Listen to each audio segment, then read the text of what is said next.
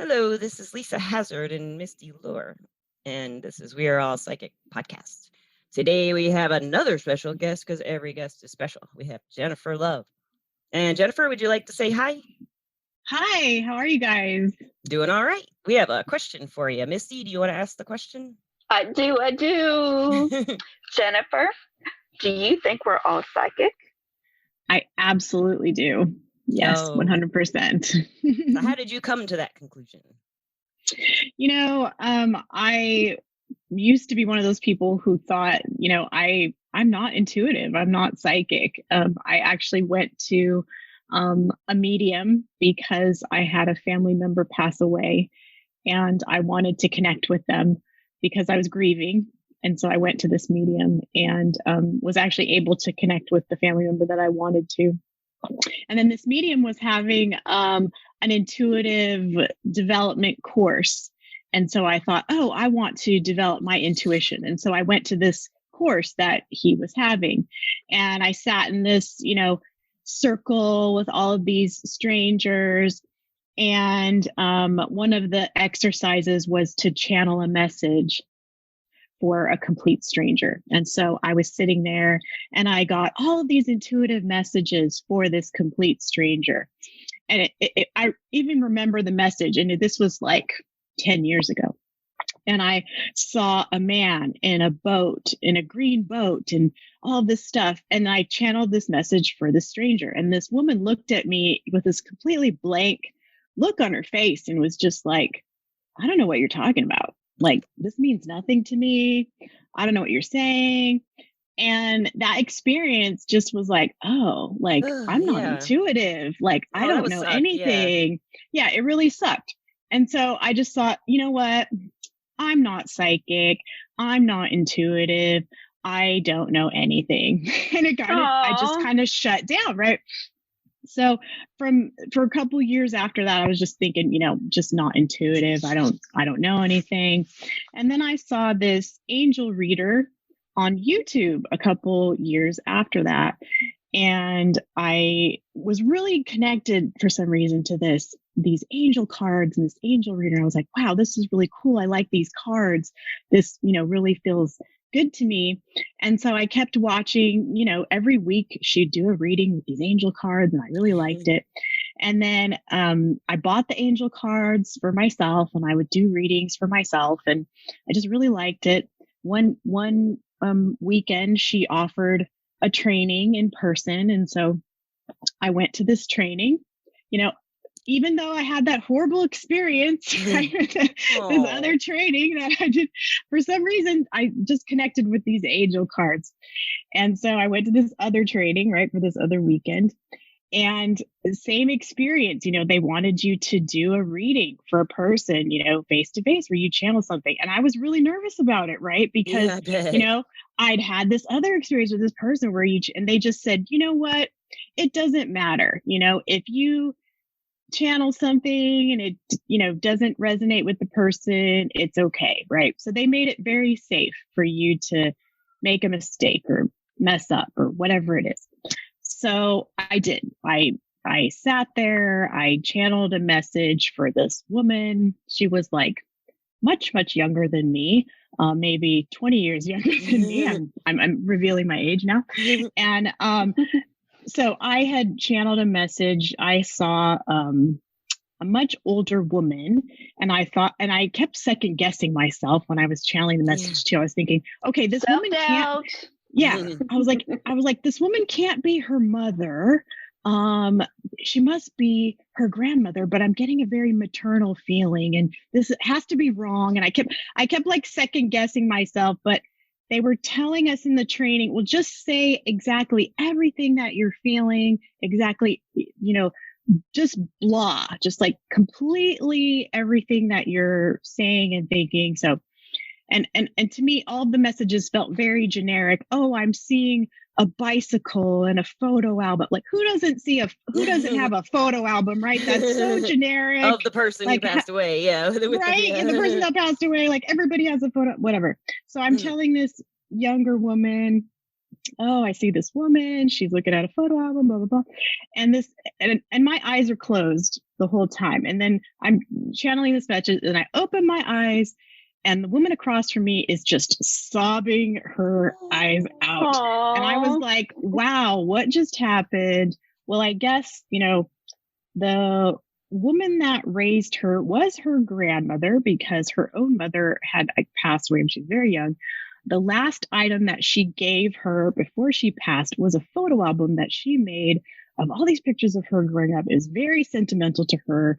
So you just never know like what your messages mean to someone. That's so and true. you always have to, you always have to channel just whatever is coming out. But anyway, so and with that first example you had, that woman might have got, or the person you read for, she said she didn't resonate. It may have been 2 days later where she goes, oh, because that happens a lot with that stuff, Absolutely. You might have nailed it. So yeah. So and that's kind of what I was trying to say about everyone being psychic is that you don't know. Everyone is psychic. So it's like you just don't know about the experiences that you have, or you may not know something is a psychic experience when you're having it. Everyone has that feeling about something is going to happen and then it happens, right? Yeah. Or you dream about something and then it comes true, or you're guided to do something or not do something and it actually keeps you from harm. So there's always these things that happen to us, and everybody has an example like that. And those are actually psychic experiences. Exactly. And we don't really label them that way, but that's what they are. Yeah. Right. Everybody accepts intuition. Everybody's okay with us having our own intuition. We all do. But why not the rest of it? It's all part of it. You know what I mean? I mean, intuition is the psychic, or the energy or the exactly. Or whatever. Exactly. Yeah. And that's so funny. I've gone through that too. Where it was my best friend and she was dying and her mother died when she was younger, and I tried to help her any way I could. And so I laid down next to her, and all of a sudden in my head I envisioned, it just popped up. It was a doily. And and I was like, what the heck is this? And so I look at her and I'm like, what is a doily? What does it mean to you? And she was like, my mother, before she died, she had doilies next to her. And she said, and the doily that she gave me is actually packed up and in those boxes over there. And I got chills. So I just wanted to say that because, you don't know until you say that, like, what's in your mind, whatever pops up, you don't know. You just got to kind of throw it out there. Right. And it's a risk. It's kind of like fishing, but you catch, you don't catch the fish, you put it back, I guess. I don't know. Yeah. Right. And it's always that, ego part of you that you're afraid to make a mistake, or you're afraid that, what if that message isn't right? Or, and that's the part of us that doesn't want to be wrong. Pressure. That's afraid to, that's afraid to and also share that. It's sensitive when you're getting a message from a past loved one, an ancestor or something. It's, you don't want to say anything wrong, especially to upset them even more if they're in a place where they're sad. They're really hopeful when they come to you, and it is very hard for the first 20, 30 years. You have to say, I see this. And then it still stays hard, because every time I doubt it, unless I've been channeling working with a certain spirit for a long time, then I feel a lot more comfortable. But the first few times, like, whoa, you didn't know. So Jennifer, tell us more about the angels. So you were drawn to the angel cards. That's the best part about working with people's angels and their guardian angels is that, the biggest difference that I could feel with, my experiences with mediumship, which is, talking to people's loved ones and talking to people's guardian angels, is that the messages for people's guardian angels are always very uplifting. They're always very kind. They're always very high vibrational. So when someone's angel comes and gives them a message, it's always very positive.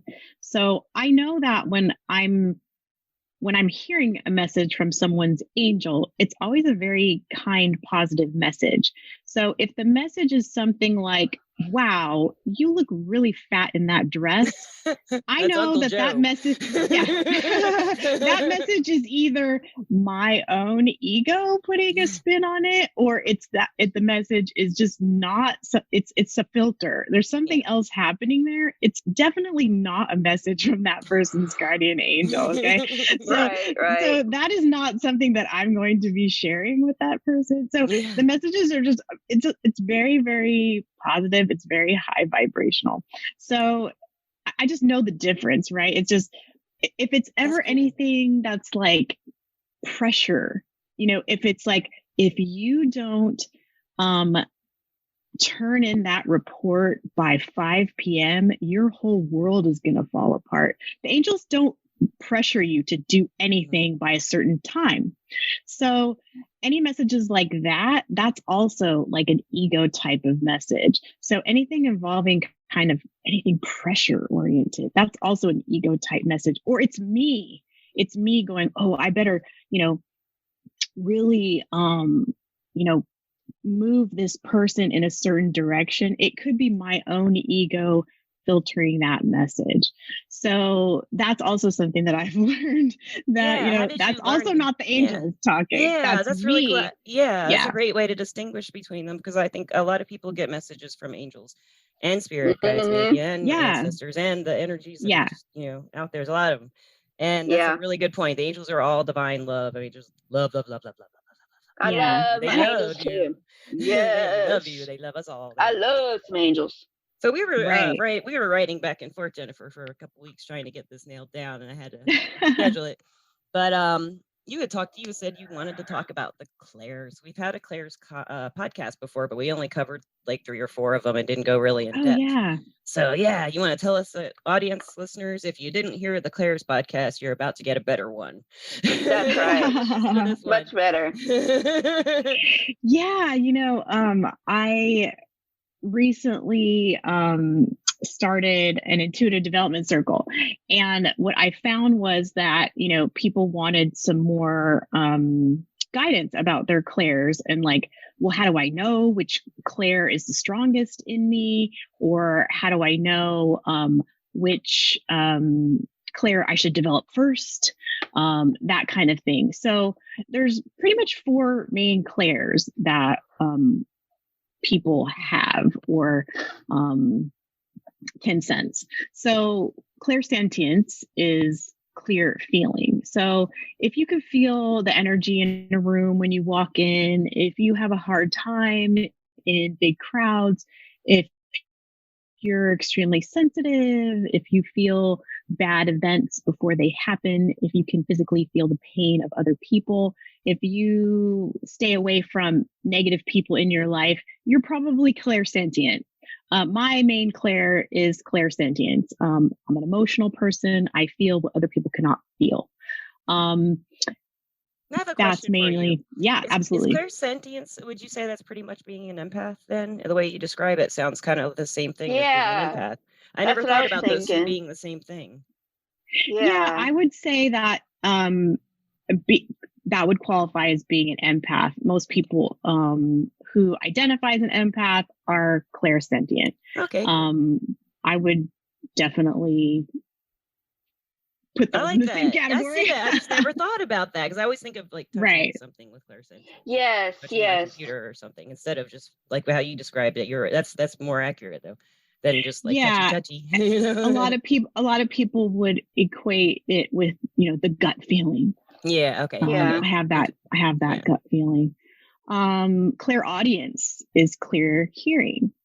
If you can hear your name when no one's around, if you're the kind of person that needs quiet time each day, if music really speaks to you, if you're someone who's really musically inclined, if you can sometimes hear ringing in your ears or really high pitched kind of whine, If you learn by hearing things instead of like you're a visual learner or tactile learner, if you like to hear books on Audible rather than reading books, or podcasts. yeah, if you love this podcast, right? You could be all the listeners are clairaudience.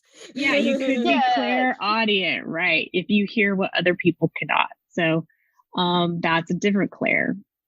A very popular, I would say, clair that people want to have or have is clear seeing, which is clairvoyance.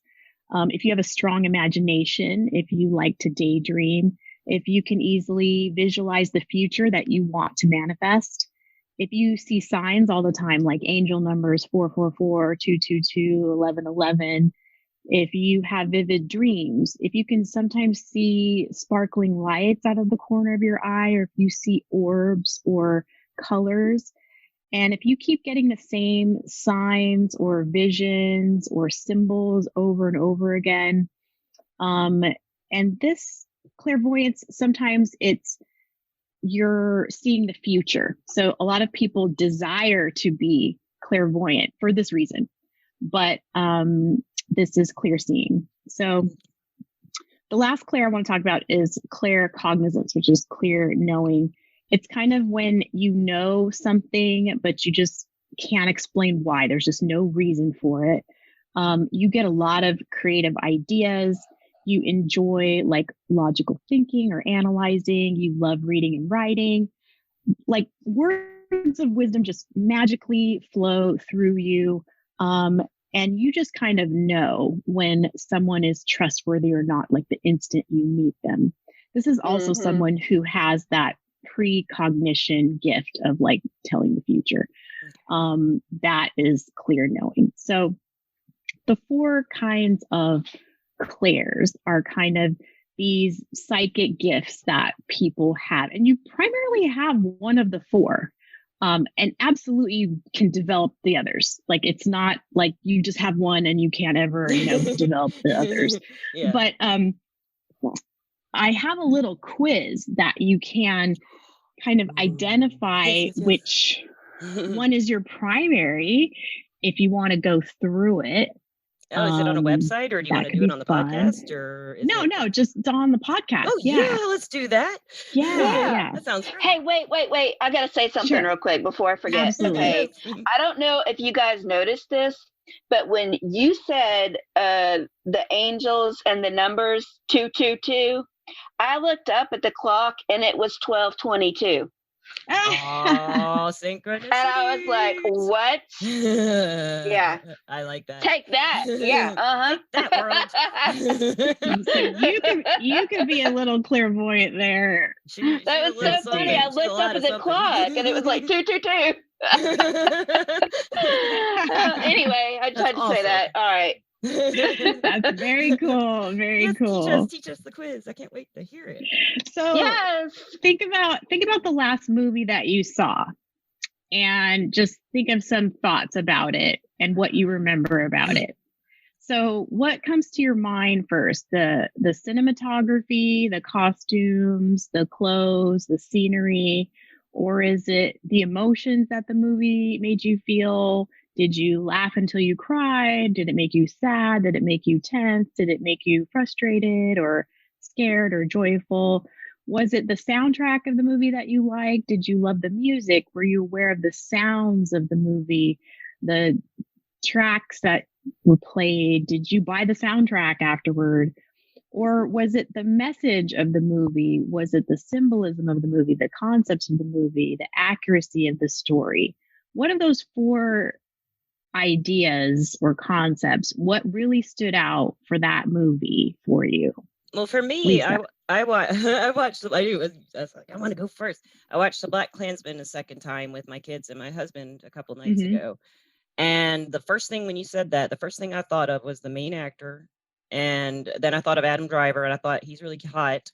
And then I just thought about the whole package, because I was just like, I love that movie. I think that movie's funny. I think it's good. It's got a great message. It's got beautiful music and fun. You got some jams in it. And it's the acting really is what stands out to me in that movie, is the acting. So it's the way they behave, I guess. Yeah. Well, mine's emotional. I know that already. What was your know. movie? Huh? What movie did Any you see? movie. Well, I can tell you this. Any movie that I watch, I am emotional. I feel what the characters are feeling. And if I am in a good mood, I don't want to watch a movie that sucks, or is about something negative. You know what I mean? I take in all the energy of the movie, whether it be good, bad. So I have to pay attention to what I watch. You sound like my husband. Yeah. E.T. I know. So definitely, Misty, to me, that resonates much more with clairsentience, right? It's the emotion that you're connecting with in the movie. And Lisa, I feel like when you're connecting with all of it, really, it's much more claircognizance. It's just like the knowing. It's That's like what I feel like everything of it, of the clair. Yeah. So like if you're talking about the most clair or the biggest clair, that would be like the first clair that you work with or the first clair that you develop is that one. That's the one that that's your go-to. That's the one that the clairsentience or the claircognizance? The claircognizance for you, Lisa. Okay. That's the first one that you'd want to work with. But then, of course, you can work with the other ones as you move on or go up or whatever. That's awesome. Thank you. Yeah. That's like some affirmation for me. So that's So like, validation that, this is your go-to. And then, of course, the other clairs just kind of harmonize and like support that other clair as you develop your intuition or as you use your intuitive skills. That's just how it works. They all feed into that one main clair, and all work together. Yeah that makes sense for Lisa. I see that. That does. I when you were describing all the different ways, I do have experience. Like I think of all of those, maybe clairaudient, although I love music, I love everything, I don't really hear things. I claircognizantly will know what things are being said, but I don't I know people like you probably can hear, right? You hear the message. So like I don't actually hear it audibly. Sometimes I will, like I'll hear just like a voice, like you said, saying your name. I remember like maybe you can explain this. And Misty, everybody I think has this experience. When I was little and I'd be at home and or not little, maybe like 11 or 12, maybe even younger. Say my parents aren't home and I'm like watching TV. This would happen a lot. I'd hear my mom calling me from somewhere else in the house. And she's like, she's not home. But I wouldn't really think it. I wouldn't be like, oh, it's just so natural. It just happened. I was like, Lisa, and I'd just be like, oh well. I don't know what that was. But when you said that, that reminded me of that. I was really young and I just was so used to hearing her yelling across the house to me. I don't know. It was just like she was always there. She wasn't there though. It's just interesting that, That's cool. Yeah. I love that. I think children are very, very intuitive. Yes, and as we get older, we learn to actually shut it down more because we're kind of told like, well, that's not okay. And that's not normal. And that's not something that's acceptable. So I think as adults, we're kind of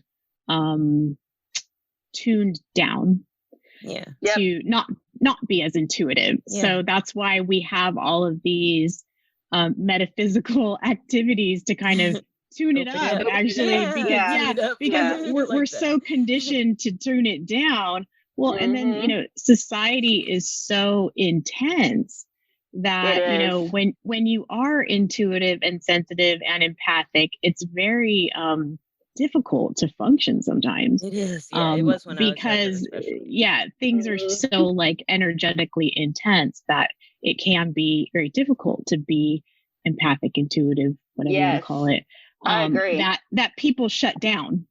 So when you were a child, Lisa, and you heard, Lisa, it might have been too intense for you to be out in the world, like to hearing all of those messages, and you might have had to go, okay, I'm shutting this down. I did. I can't deal. As soon as I hit puberty, I had all kinds of problems I didn't talk about. And, me too. Yeah. Now I understand a lot of what that was like. In high school and feeling everybody else hating themselves. Right. Everyone else is, everyone's self-conscious and judging themselves and wondering if they're cool or not, and to doing things their parents want them to do, friends want them to do, and all. I was feeling, I didn't know that though. I thought that was all me, You know? I've heard that from a lot of my clients that, like, you know, a lot of people have had that experience where, you know, they went through this period of puberty or in their teenage years and they thought, okay, I have to like shut this down because I can't deal with it. And then now as adults, they're like, okay, I want to learn more about this now because now I feel like I can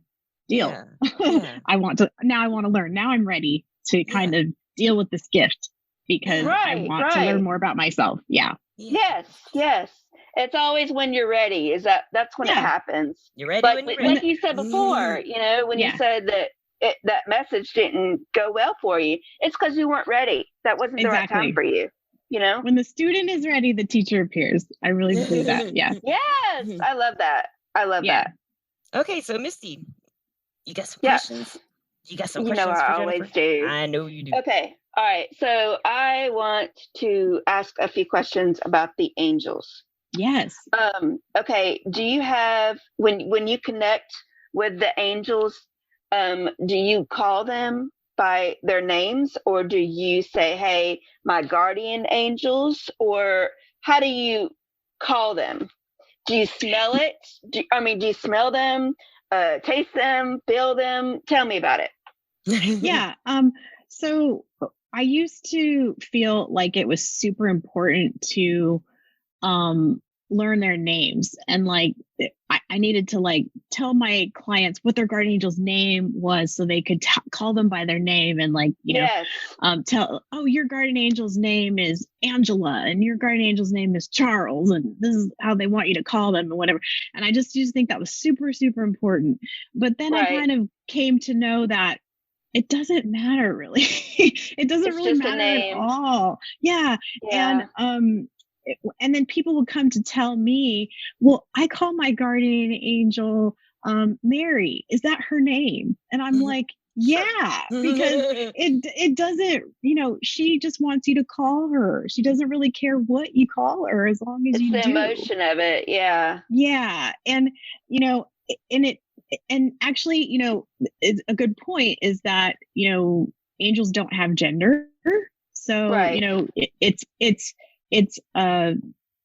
a light, it's a spirit. So we assign gender because obviously, you know, as human, it makes us feel comfortable to know, assign it a category, male, female. You know, obviously we feel comfortable knowing that we can categorize it because that's how our brains work. We like categories as humans. We like to filter and file absolutely everything. So we assign gender or you know, because it makes us feel comfortable, and our angels want us to feel comfortable. So they don't mind if we're assigning them a male or female gender, or if you don't want to assign your angel a gender, you don't have to either, because they don't really care. So either way you want to do it is fine, and they really don't care if you assign them a gender or not. So I just have to put that out there. But you can call them by a name that you choose, or you don't have to. You could say, guardian angel, I'd just like to talk to you, or guardian angel, please help me. Or you could just say help. Like, there's no right or wrong way to talk to your guardian angel or pray to your guardian angel. They just want you to talk to them. Yeah. So, that's all I have to really say is, like, you can assign a name or not assign a name. It really doesn't matter as long as you open up the communication. That's the most important thing. And another thing is that they cannot intervene in your life without your permission. So you have to ask for the help. You can't just sit back and go, okay, I'm just going to like chill, and then my angel's just going to take care of life for me, because I can't. You look, audience. She does look like an angel. She has these angel things behind her set up, and when she leaned back, she put her hands behind her head, and she just looks like the chillest angel in the world. Yeah, my kind of angel. Yeah, you can't like, but you really want to ask your guardian angel for help, because if they don't help you, they are actually an angel without a job. You're making your angel on unemployment, right? Basically, your angel's unemployed. They're just like waiting around with nothing to do. So you actually want to ask your guardian angel for help, because they're just sitting around waiting to help you with your life. So yeah, just asking for help and calling them by whatever name you want to call them, or no name at all. Yeah. Okay. All right. Well, that's good advice. It is. I just, of course, I'm going to ask something Misty probably wants to ask. Do you have any messages for Misty from her guardian angel, Jennifer? Oh, wow. Okay. Let's see if you can get, if you don't mind. I see blue right away, and when I channel color, to me it's usually my angels give me colors in terms of the chakra system. So I would channel that to mean the throat chakra. So Misty, I would say that in some area of your life, I feel like you're not speaking your truth. So there could possibly be a relationship in your life that you need to have a conversation with someone and tell them how you really feel. And I feel like it could be a family member or like a love relationship that you really need to tell them how you feel about it. There's a certain situation that, it's like a love relationship or a family member that you really need to tell them, like something's bothering you, you need to tell them how you feel. And your angel really wants to help you with that and help you find the right words, because you're really afraid of like offending this person or like the words coming out wrong. And so you're not having the conversation at all because you don't want to offend, or you don't want this person to get mad or like have a falling out. So you're not having the conversation because you don't want the person to get upset or like have a fight. Yeah. Mm-hmm. So, but it's really important to have the conversation because it's actually like weighing heavily on you. It's like hurting your heart. And your angel's like knowing that it's like weighing you down. So it's important to just like clear the air and have it out. Like, so she can ask her angel for the right help at that time when she needs the words. Like, she wants to give you the words. She wants to give you the words to and give you the strength, like the emotional strength to have the conversation, like the bravery, like yeah.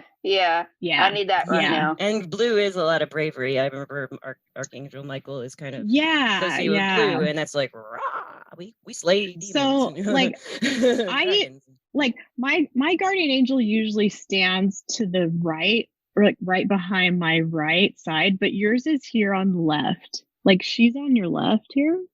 Mm-hmm. Like that's where she hangs out. So I don't know if you feel that, but that's I feel warm. That's where she kind of hangs out. I'm like, I don't know. To me, the left presents, to me, in reading cards and stuff like that, the left represents the future a lot, and the right represents the past. So maybe the angel being on her left side is like helping her get to the more like leading her through the future. Let's go forward. That's kind of what that makes me think of. Yeah. That's really cool. I can tell you that I do have a message. I have something I need to get out, and it does have to do with family, not exactly a family member. Okay. And it needs to be done as soon as possible, but I've been putting it off because I don't know the words to say, and I don't know exactly how to do it, if that makes any sense. So you could ask the guardian angel, and maybe like... And I will.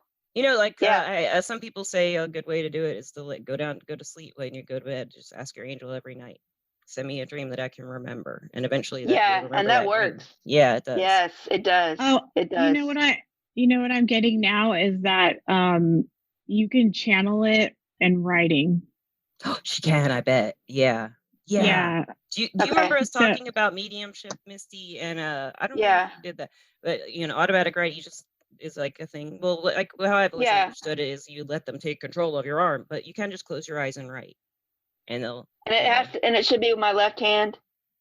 No, it doesn't have to be your left hand. I'm just take a minute or an hour, whatever, and just like sit down and just like ask the question, like, what am I supposed to say? And just start writing. And it might just be like, you could start by saying, I don't even know what I'm supposed to say. And then just like keep going. And so whatever thoughts come. Yeah. And make sure you do I need to have my eyes open and aware of what I'm writing? Or do I need to close them? Okay. You can have your eyes open. Yeah. Okay. And just kind of stick with the intuition. Mm-hmm. Yeah, make ask sure your you angels, angel. like, I don't, please help me. I don't know what I'm supposed to say in this situation. And maybe just even start write writing. it down. Angels, will you help me? If it, you know, that could be how you ask. Yeah. Something I've always had a problem that. is like, how do I ask the angel? Like when I first started working with angelic energy, it's like I always felt like I'd be, hello, ma'am. Yes, please. You know, would you please, yeah. calm down my family. Yeah, and I did have a problem with that too, because like the first angel expert I started following or working with, you always used like really fancy, like, oh dear one, and like, you know, and I didn't resonate like 100% with that. And then when I started, you know, working with a different spiritual teacher, and he was so much more down to earth, and I was like, okay, this makes way more sense to me, that my angel would just talk to me like I normally speak. right. In normal language. Like, okay, that makes way more sense, that we would just talk like normal people talk. Yeah. Because that's how my angel talks to me, like we're having a normal conversation, like you and I are talking right now, like, yeah. Hey girl, like, that's great. What are you doing? That's kind of how my communication with my guides is, but not so much my angel, like guardian angel or angels that I've had. I still don't have the words or the way to say it that I feel comfortable with, that I'm comfortable with. It's fine with it. You know, the angels I've had interaction with at times or asked for help, I mean, they don't care, but I still want my own. Like I want something that shows what I really represent. Asking, you know, I don't know, it's hard to explain because they're so full of love. I mean, it's just to feel that love from an angel. It's just like, oh, you know. Yeah. I know. I feel it right now. It's amazing. Yeah. It feels really good. And Jennifer, I do want to say, I don't hardly ever see auras, but I can see yours, and it's just a lot of purple, a lot of white. It's a beautiful aura that you have. It's like a circling around your head, and like it's just beautiful. Yeah, it's just a really thank you. A lot of green. I don't see auras either. I'd really like to see auras. Yeah, I hardly ever do, but I'm seeing it, and it's just so beautiful. I saw it all like in the beginning, and I've just kind of it keeps coming in and out. It's really beautiful. So, thank you. So, see, she's so talented. She's so talented. Lisa is. She can do it all. I need to wash my hair. That has nothing to do with it. My dry shampoo flakes have flakes. No. I could not. I could have not survived this pandemic without dry shampoo. I tell you that. Right. I know. Bestie's brand. Oh gosh, that's like heaven. I know. Yeah. Oh, that's a nice little way to ease on out of the podcast, I guess. But you know what, Jennifer, I would love to have you back if you would like to come back. I would too. I know Misty would too. Absolutely. Where can people find you? You're also, I'd like to also thank our sponsors, Everclear, where you can find the advice you need to create the life you deserve. And Jennifer works there. And what is your name on Everclear? I am Jennifer L on Everclear. Jennifer L. I'll put your personal number in the description if you want. And do you have a website absolutely. Or anything else you do or that you'd like to tell us? Yes, my website is jenniferlove.me. You can book your appointments right there. My Jennifer Love Me. Yeah. I love that. I love you, Jennifer. I love you. Thank you.